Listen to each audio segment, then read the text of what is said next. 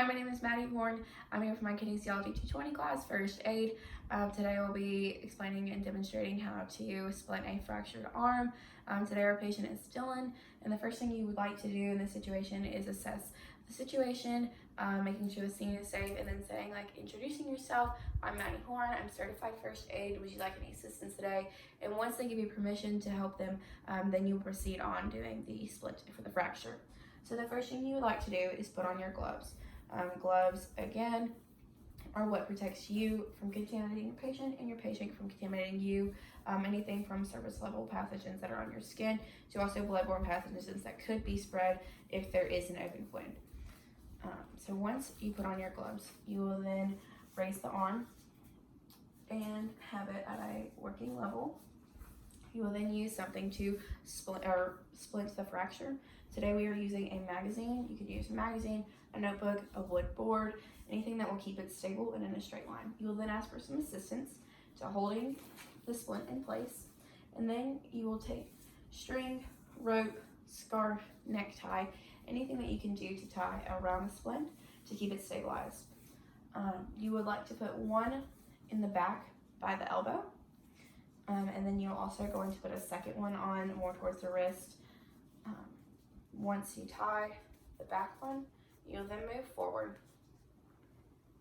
Tying these, you would also like to be careful, making sure that the tie is not too tight. You do want it to be stable, but you do not want it to cut off the circulation of your patient.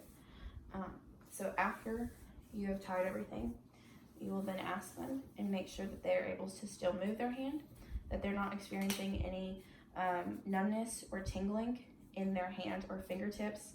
This would be causes and signs of low circulation, and this would be because the strings are too tight around the wrist. That could cause even more damage than the fractured arm itself, which is something you definitely don't want to do.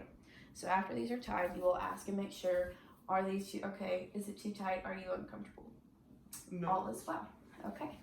So other than the fact that they have a fractured arm.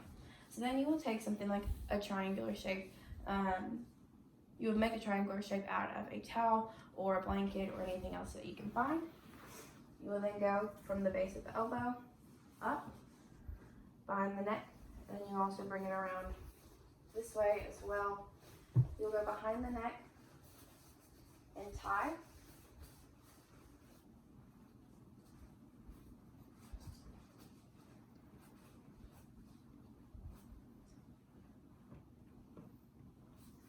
Okay, and then after that you will swap it with something like a scarf or a belt.